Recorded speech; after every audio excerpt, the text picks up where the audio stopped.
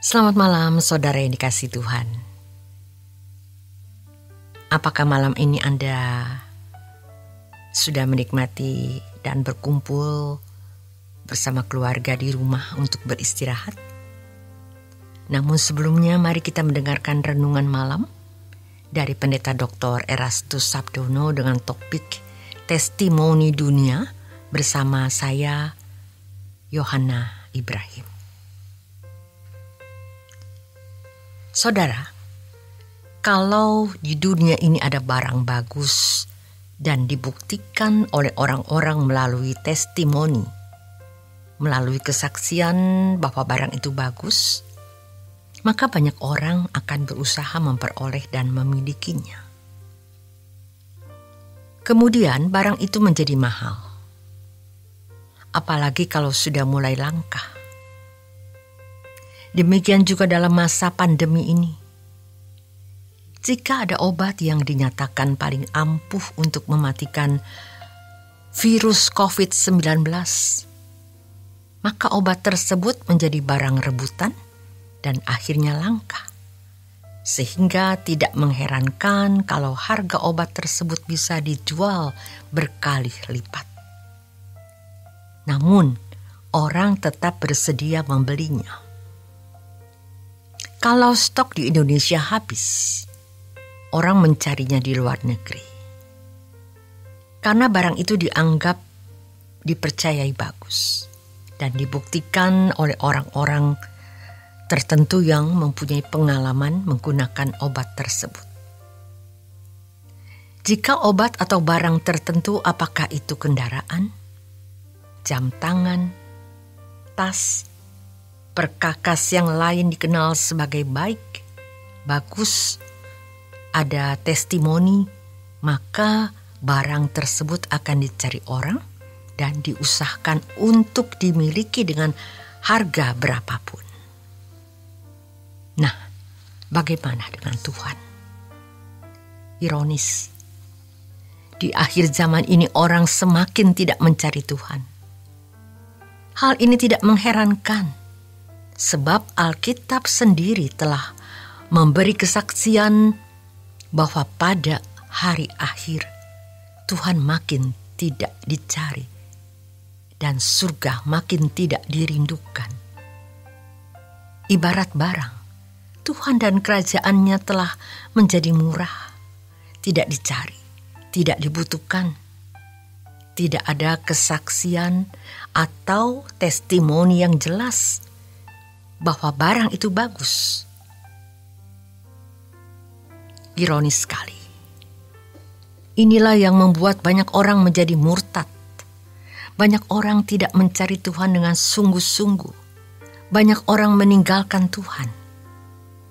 Seperti yang dikatakan dalam Matius 24 ayat 13 sampai 14, 2 Timotius 3 ayat 1 sampai 5, dan banyak lagi ayat firman Tuhan yang menunjukkan bahwa dunia sebelum berakhir akan menjadi semakin jahat. Itulah yang disebut semangat atau nihil. Tidak perlu ada. Negara barat yang dahulu mengirimkan utusan-utusan Injil ke Asia, ke Timur, termasuk ke Indonesia, sekarang menjadi masyarakat yang nihilistik. Memang mereka berusaha menghargai nilai-nilai kemanusiaan menjadi orang-orang humanis. Orang-orang yang menghargai hak manusia.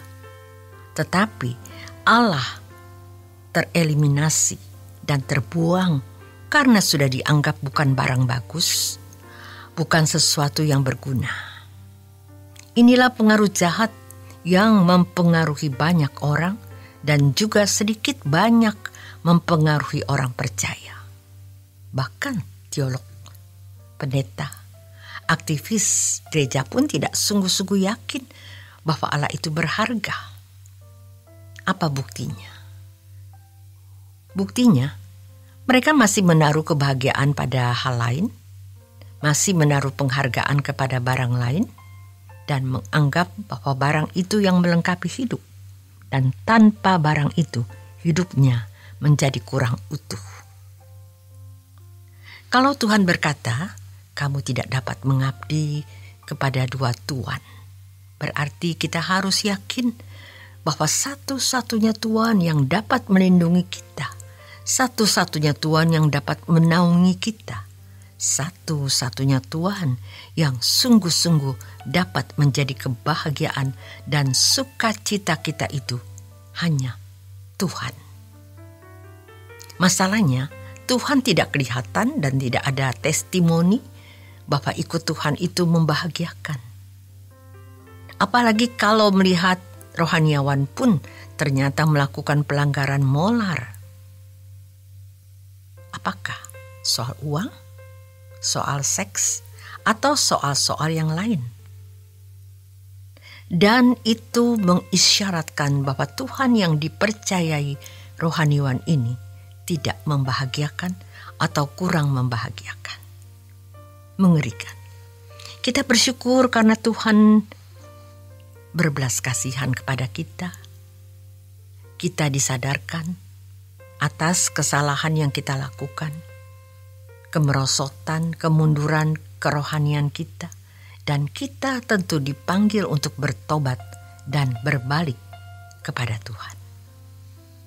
Maka kita harus berbalik kepada Tuhan. Tuhan bukan hanya berguna dan bermanfaat untuk menolong di kala susah, melainkan Dia segalanya dalam hidup kita. Tidak ada yang kita butuhkan selain Tuhan.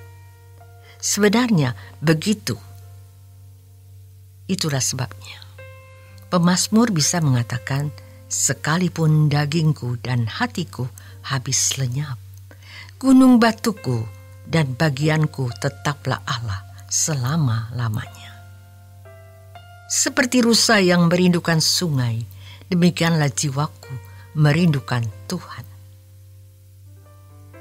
Kiranya kita memiliki kehausan akan Allah, kehausan yang kuat akan Dia.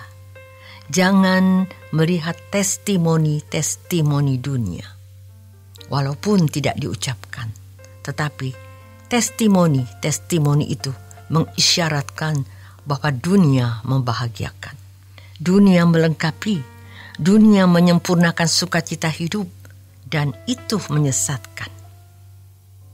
Itulah cara iblis membinasakan manusia. Kita percaya bahwa hanya ada satu Allah yang benar, yaitu Allah yang hidup, Elohim Yahweh, Allah Abraham, Allah Ishak dan Allah Yakub, Allah Israel. Allah dan Bapa kita, Tuhan Yesus Kristus, yang bisa melindungi kita bukan hanya di bumi, melainkan selama-lamanya di surga. Jangan khawatirkan keadaan kita yang malang di bumi. Asalkan Tuhan berkenan, semua yang kita alami Tuhan jadikan untuk menyempurnakan kita. Dan pada akhirnya kita akan melihat kehidupan di langit baru, bumi baru. Setiap kita harus mengambil keputusan percaya kepada Allah Bapa dan mengikuti jalan Tuhan.